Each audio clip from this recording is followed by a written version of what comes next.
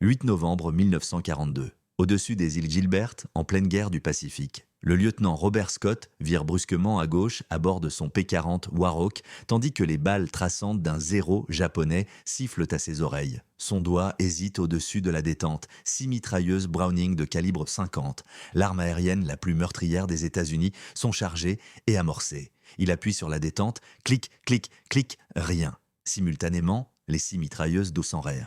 Le pilote du Zéro remarque le silence de Scott. Il se prépare à attaquer. Scott pique du nez, poussant son P-40 à ses limites, et échappe de justesse à la couverture nuageuse. Il regagne la base aérienne d'Henderson, le cœur battant la chamade, et son avion criblé de balles. La mitrailleuse est enrayée, informe-t-il son supérieur. Les 6, dès la première rafale, ce n'est pas un cas isolé. Dans tout le Pacifique, de Guadalcanal à la Nouvelle-Guinée, les pilotes américains signalent des taux de défaillance élevés avec leurs mitrailleuses Browning M2 de calibre .50. Ces chiffres sont alarmants. En 1942, lors des combats aériens, le taux d'enrayage des mitrailleuses M2 Browning atteignait 1822%. Environ 20% de ces armes dysfonctionnaient lors de situations critiques. Sur les avions équipés de 6 ou 8 mitrailleuses, la probabilité d'au moins un enrayage par engagement avoisinait les 75%. Le problème ne résidait pas dans la conception de l'arme. John Browning ayant déjà conçu un modèle exceptionnel dès 1926. La difficulté résidait dans le réglage de l'espace de tête et la synchronisation du mécanisme. La synchronisation précise entre la fermeture de la culasse et la percussion est cruciale. Un mauvais réglage pouvait entraîner un défaut de mise à feu ou la détonation des munitions avec la culasse partiellement ouverte, risquant de détruire l'arme et l'avion. Chaque M2 nécessitait un réglage manuel de l'espace de tête et de la synchronisation après un changement de canon ou une utilisation intensive. Sur le terrain, les blindés étaient censés utiliser des instruments de mesure spécifiques et suivre des procédures rigoureuses, mais en raison des contraintes du combat telles que la chaleur tropicale, les dommages et l'usure des composants, ces réglages devenaient une opération risquée, pouvant conduire à des défaillances catastrophiques. Les mitrailleuses M2 de calibre .50 connaissent des dysfonctionnements dus à divers problèmes. Tir prématuré avant la fermeture complète de la culasse, provoquant des ruptures d'étui et des enrayages. Percussion de la goupille après l'ouverture de la culasse, entraînant des surpressions.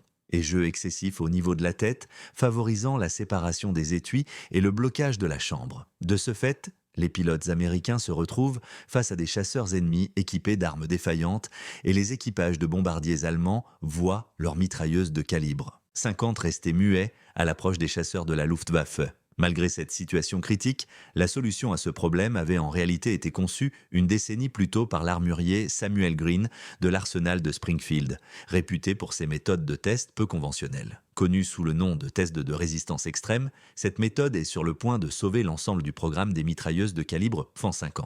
Le développement de la mitrailleuse Browning M2 de calibre .50 a débuté en 1918, vers la fin de la Première Guerre mondiale. En 1921, John Moses Browning présente une adaptation à grande échelle de sa mitrailleuse M2117 de calibre 30, conçue pour accueillir la redoutable cartouche .50 BMG. Cette cartouche imposante mesure 4 cm de long et propulse un projectile de 5,5 kg à 884 Midwest, capable de perforer le blindage d'un avion à 1367 mètres et de neutraliser des véhicules. Elle constituait une arme anti-aérienne et anti-matériel idéale. Cependant, sa conception complexe posa initialement problème. La mitrailleuse M1921 est disponible en 7 configurations distinctes. Refroidie par eau, refroidie par air, montée sur avion, montée sur char, anti-aérienne, flexible et fixe.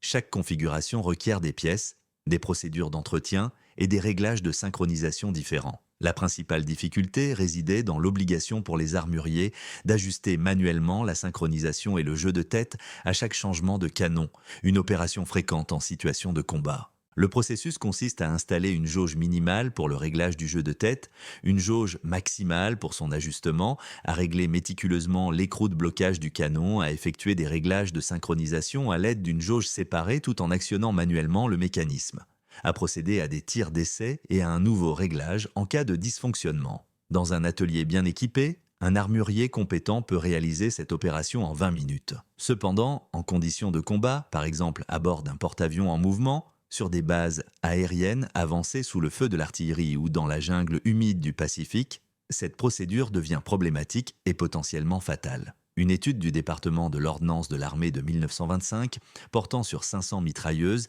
M1921, indique que 47% d'entre elles présentent des réglages de jeu de tête incorrects, 61% des problèmes de synchronisation avec des incidents survenant tous les 840 coups et en moins de 2 minutes de tir continu. De façon alarmante, dans 23% des cas, le changement de canon entraîne l'impossibilité totale de fonctionnement de l'arme. Le consensus parmi les experts est sans équivoque.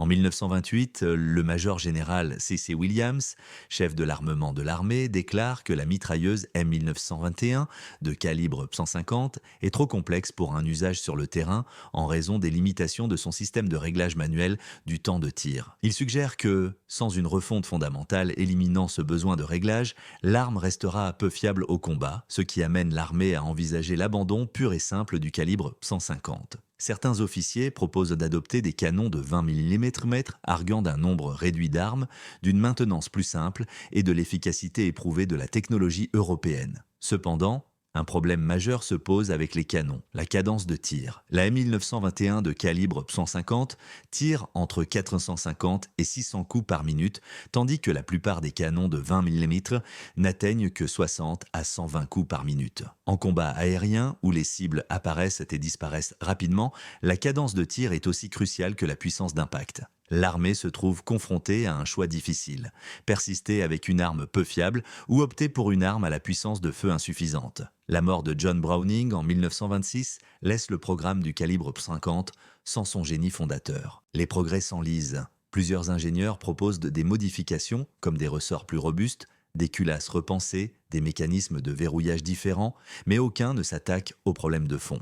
L'arme exige un réglage expert, pratiquement impossible à réaliser en situation de combat. En 1940, l'armée américaine a dépensé 2,3 millions de dollars pour le développement du calibre 50, soit environ 42 millions de dollars aujourd'hui, avec des avancées minimes. Le M1921 reste d'usage limité, mais les stratèges militaires perdent confiance. À l'arsenal de Springfield, dans le Massachusetts, principal centre de recherche et développement de l'armée pour les armes légères, une petite équipe persiste à apporter des améliorations. Leur budget est drastiquement réduit, leur priorité est revue à la baisse. La plupart des ingénieurs les plus compétents sont réaffectés à d'autres tâches. C'est alors que Samuel Green entre en scène. Green n'est pas concepteur d'armes à feu. C'est un ingénieur en mécanique spécialisé dans les procédés de fabrication et le contrôle qualité. Son expertise réside dans l'usinage de précision et non dans la conception d'armes. L'armée l'affecte au programme de calibre 50 car personne d'autre n'en veut, ce qui est perçu comme une voie professionnelle peu prometteuse. Cependant, l'armée ignore que les compétences de Green en matière de fabrication correspondent précisément aux besoins du M2. Le problème ne réside pas dans la conception, mais plutôt dans son maintien efficace sur le terrain. Green pose alors une question inédite. Et si l'on pouvait éliminer complètement le besoin de réglage sur le terrain, Samuel Green ne semble pas être un prodige de l'armement. Originaire de Worcester, dans le Massachusetts, où il grandit, en 1891, il est au cœur de l'industrie manufacturière américaine. Son père dirige un petit atelier d'usinage qui fabrique des machines pour l'industrie textile. Dès l'âge de 14 ans, Green travaille à l'usine, apprenant à déchiffrer des plans, à utiliser des tours et à respecter des tolérances précises. Il intègre l'Institut Polytechnique de Worcester grâce à une bourse partielle et se spécialise en génie mécanique. Sa thèse porte sur la minimisation des variations dans les pièces produites en série. Un sujet jugé si ennuyeux que son directeur de thèse a failli s'assoupir pendant la présentation. Pourtant, la perspective de Green est révolutionnaire pour l'époque. Des tolérances de fabrication strictes pourraient éliminer le besoin de réajustement manuel. Si les composants sont fabriqués avec une grande précision, ils fonctionneront correctement dès l'assemblage, sans qu'il soit nécessaire que des techniciens qualifiés effectuent des réglages après assemblage. Nous sommes en 1913. La chaîne de montage a à peine 10 ans, et la plupart des fabricants dépendent encore d'ouvriers pour l'ajustement manuel des composants. Les idées de Green sont jugées irréalistes, trop coûteuses et hors de portée des machines actuelles. Après avoir obtenu son diplôme, Green travaille pour plusieurs entreprises manufacturières, se forgeant peu à peu une réputation de spécialiste des problèmes de tolérance impossibles. Pendant la Première Guerre mondiale, il est recruté par l'arsenal de Springfield pour augmenter la production de fusils. Après la guerre, il reste sur place, se concentrant sur l'amélioration des procédés de production du fusil Springfield M1903, du pistolet M1911 et de diverses mitrailleuses. En 1940, à 40 ans, il est un ingénieur chevronné, au parcours irréprochable mais sans distinction particulière. Son travail facilite la production en série des conceptions d'autrui, mais ses contributions passent inaperçues. Lorsque le programme de calibre Prend 50 est au bord de l'abandon, Green se porte volontaire pour le diriger.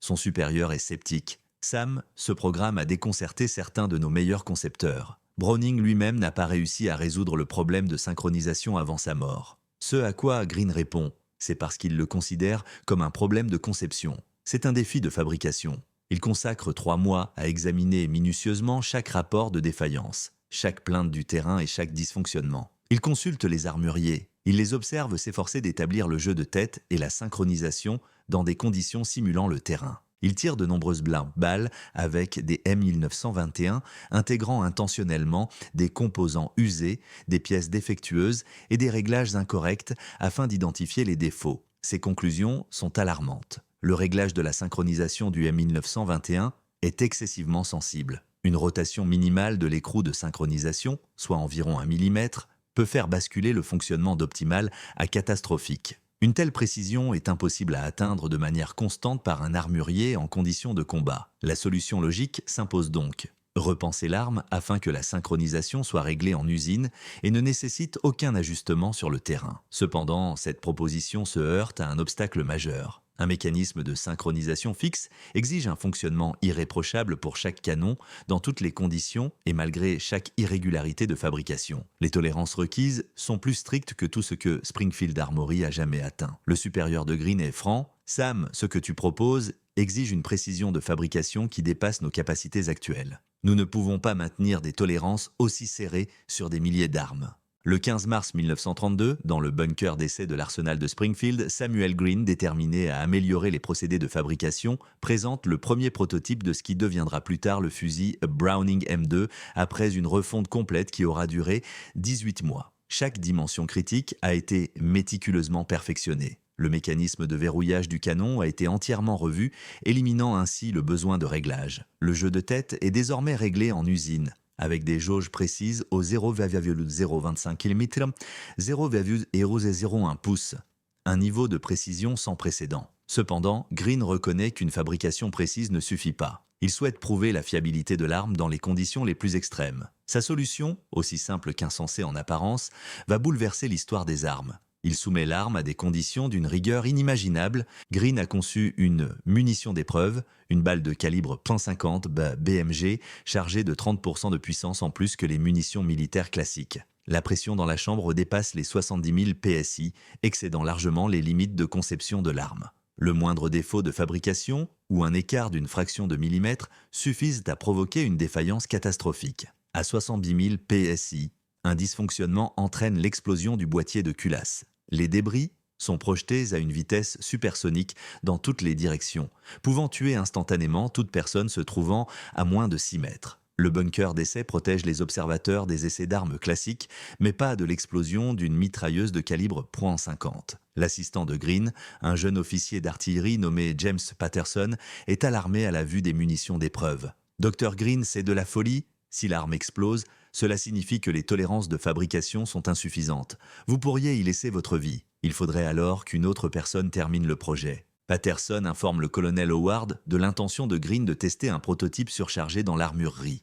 Quelques minutes plus tard, Howard arrive au bunker d'essai et demande à Green « Comptez-vous soumettre votre prototype à des munitions dont la charge dépasse de 30% sa capacité ?» Green confirme. Howard rétorque « Cela me paraît insensé. Si le canon explose, ce bunker ne vous protégera pas. » Green réplique « Si ce canon ne résiste pas aux épreuves de charge, il n'est pas opérationnel. La vie des soldats dépend de cette arme. Je dois m'assurer qu'elle ne les trahira pas. Nous pourrions procéder par étapes, en commençant par une surcharge de 10% et en l'augmentant progressivement. Non, cette méthode ne révélera aucun défaut de fabrication. Le canon doit résister à des conditions extrêmes. Cela contrevient à toutes les consignes de sécurité. Je tiens à préciser que le modèle M8 1821 actuel a causé des pertes américaines en raison de dysfonctionnements au combat. Le colonel Howard n'autorisera la fabrication de ce modèle que s'il confirme sa résistance à des conditions plus extrêmes que celles rencontrées sur un champ de bataille. Il fixe Green du regard pendant un long moment.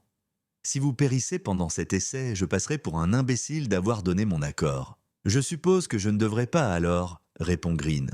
Howard appose sa signature sur l'autorisation. Green insère les 10 cartouches d'essai, chacune suffisamment puissante pour détruire l'arme.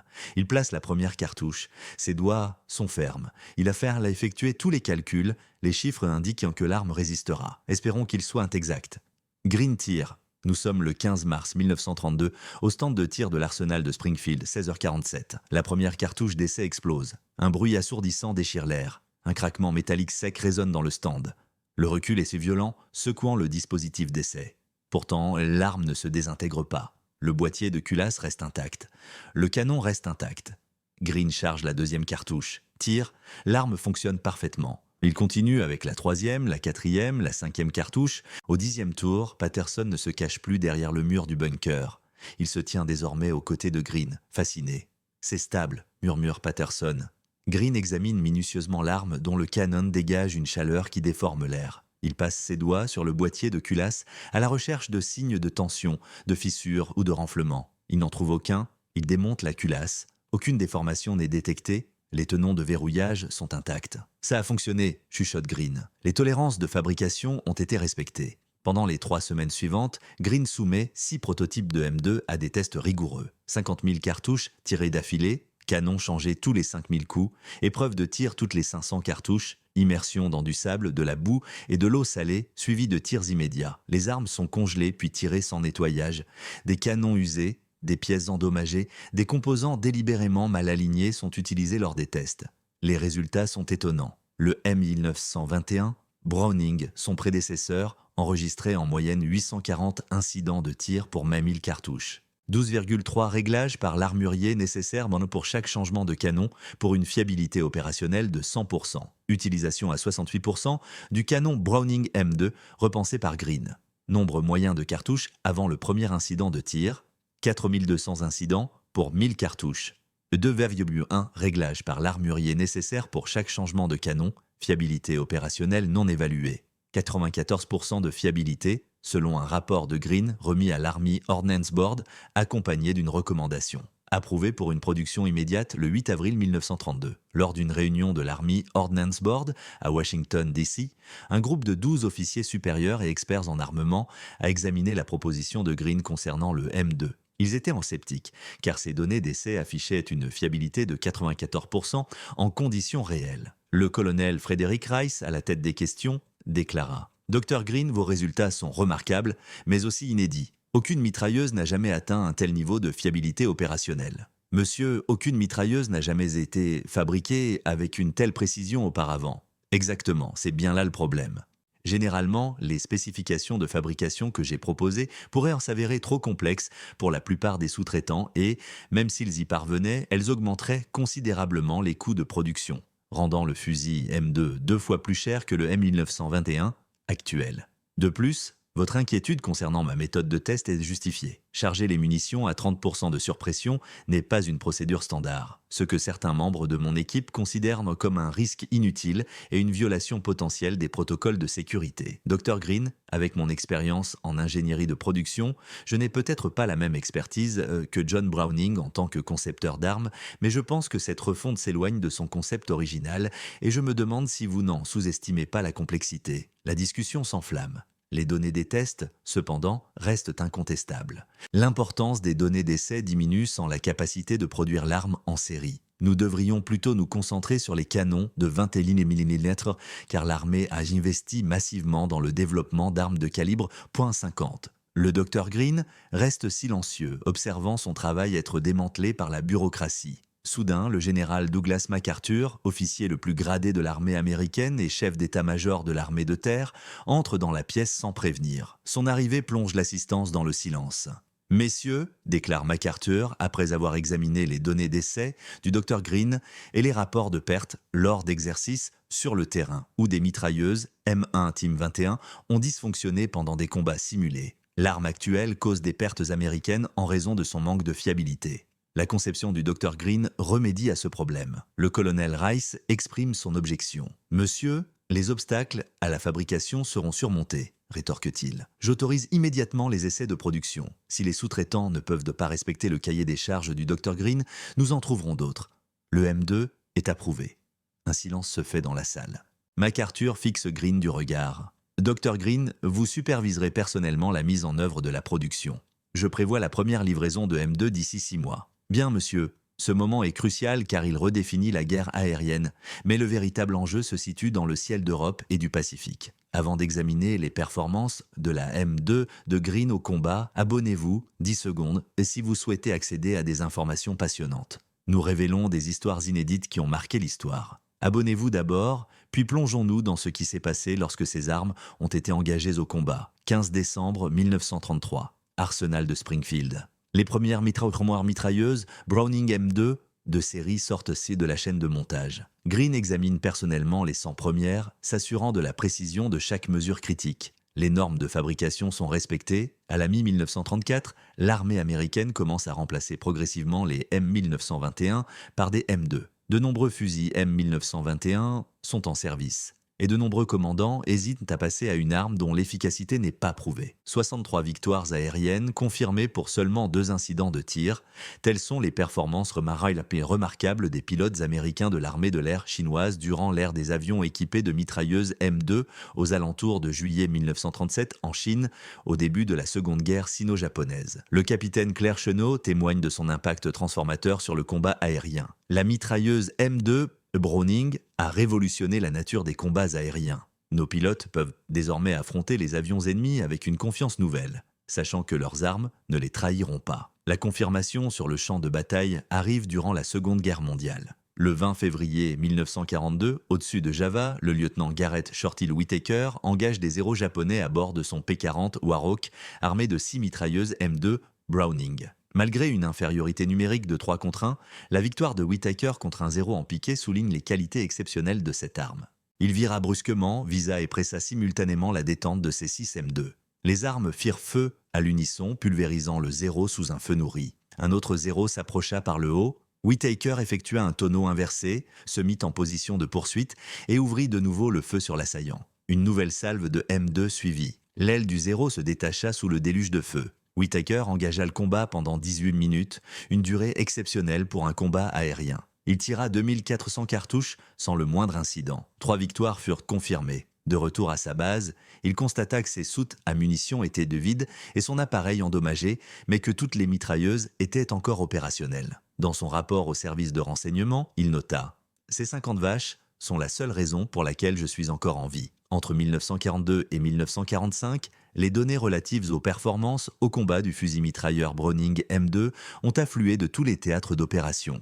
Plus de 2 milliards de cartouches ont été tirées au combat avec un taux d'incident moyen supérieur à 2000 pour 1000 coups. En moyenne, 1,8 fusil mitrailleur devait être remplacé chaque année en raison de l'usure, soit un taux de défaillance de 4,2%. La fiabilité sur le terrain était de 96,3%.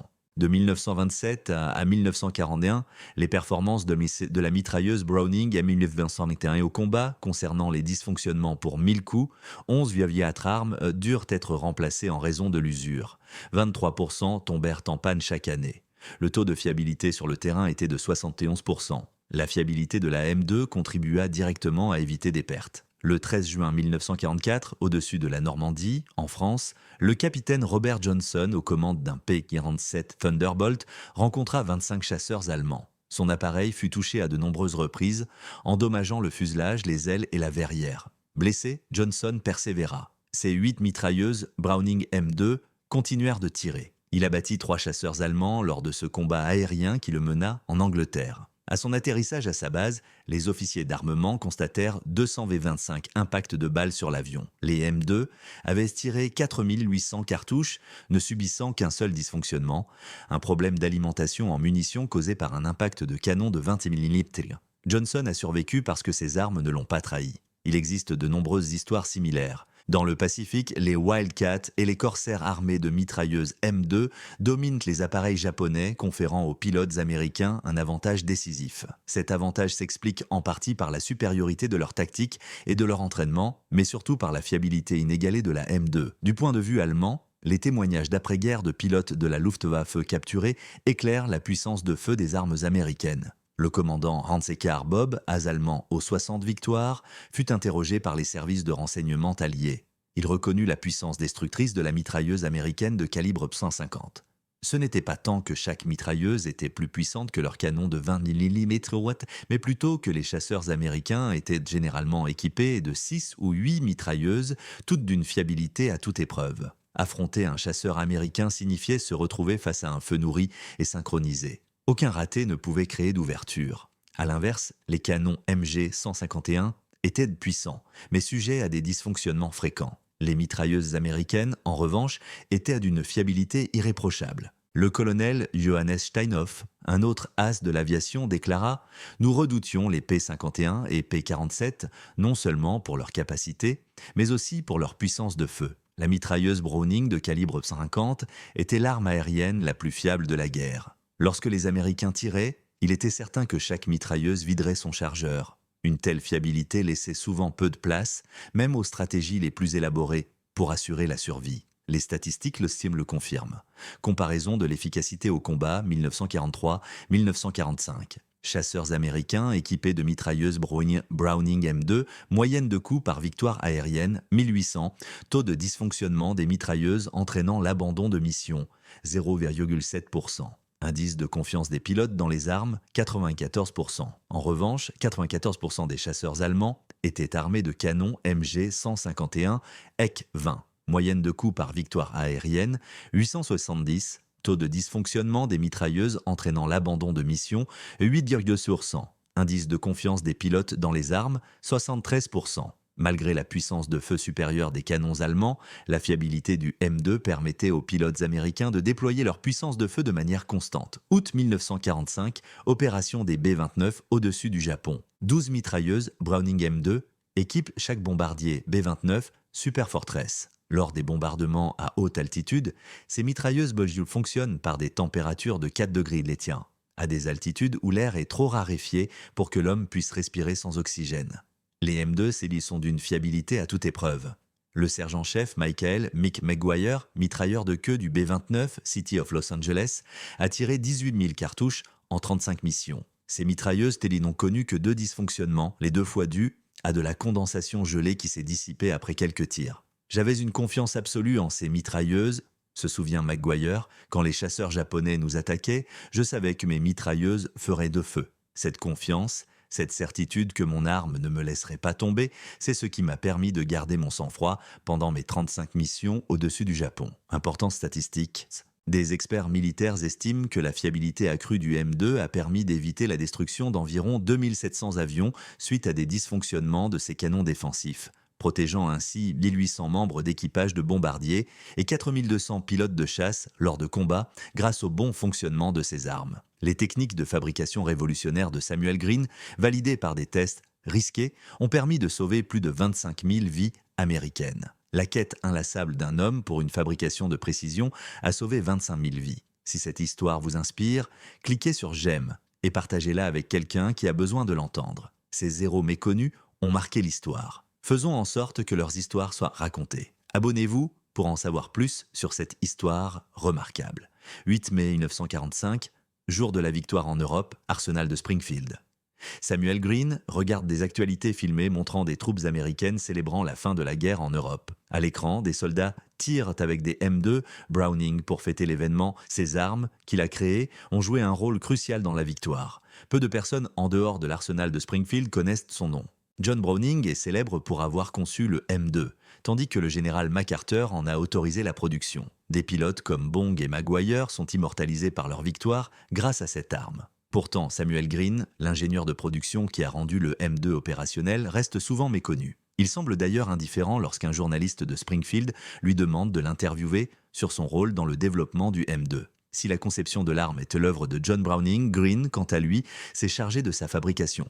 Il considère son rôle comme insignifiant. À la fin de la guerre, les statistiques de production du M2 sont stupéfiantes. Plus de 2 millions d'exemplaires produits, environ 2,3 milliards de cartouches tirées au combat et toujours en service aujourd'hui dans plus de 100 pays. Le M2 détient le record de la plus longue durée de service de l'histoire militaire américaine, le modèle original finalisé par Green en 1933 restant en première ligne 80 ans plus tard. Les versions actuelles du M2A1 intègrent des matériaux et des méthodes de production avancées, tout en conservant la conception originale et notamment le mécanisme de synchronisation méticuleusement conçu par Green. Cette conception est devenue un héritage moderne car toutes les branches de l'armée américaine utilisent le M2 Browning. Ces armes sont montées sur des Humvee, des navires, des aéronefs, des positions terrestres et même des embarcations utilisées par les forces d'opération spéciales telles que les Navy SEALs. Les Marines comptent énormément sur elles. Au cours des 90 dernières années en Afghanistan et en Irak, les M2 ont tiré d'innombrables cartouches avec la fiabilité légendaire que Green a mise au point. La longévité de l'arme souligne la perspicacité de Green. Des tolérances de fabrication strictes éliminent le besoin de réglage sur le terrain. Bien que la fabrication moderne puisse atteindre des tolérances aussi infimes que 0,25 ml, surpassant ainsi les performances de Green, le principe fondamental reste le même. L'humble M2 Browning témoigne du talent de son créateur, Samuel Green, qui a pris sa retraite de l'arsenal de Springfield en 1953 à l'âge de 62 ans, recevant une médaille du mérite civil de l'armée, un certificat et une poignée de main. En 1968, Samuel Green décède à l'âge de 77 ans, un événement qui se déroule dans l'intimité et passe inaperçu des médias. Sa nécrologie, parue dans le journal de Springfield, mentionne simplement son emploi d'ingénieur à l'arsenal de Springfield, sans faire mention de la mitrailleuse lourde M2, un détail qui ne sera révélé que des années plus tard. En 1973, un groupe d'anciens combattants de la Seconde Guerre mondiale découvre la contribution de Green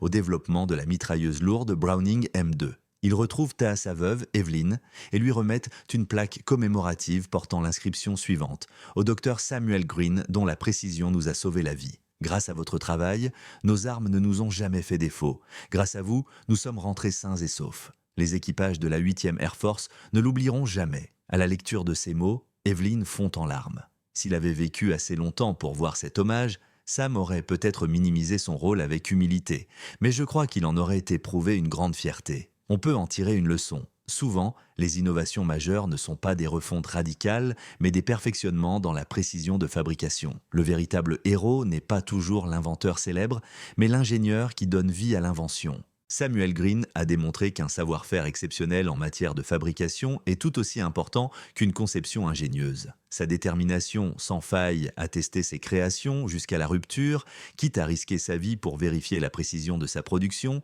a permis d'éviter la mort de 25 000 Américains. La prochaine fois que vous entendrez parler du Browning M2 ou Madus, l'arme à laquelle on attribue la victoire, souvenez-vous de Samuel Green, l'armurier méticuleux qui a garanti son fonctionnement à toute épreuve.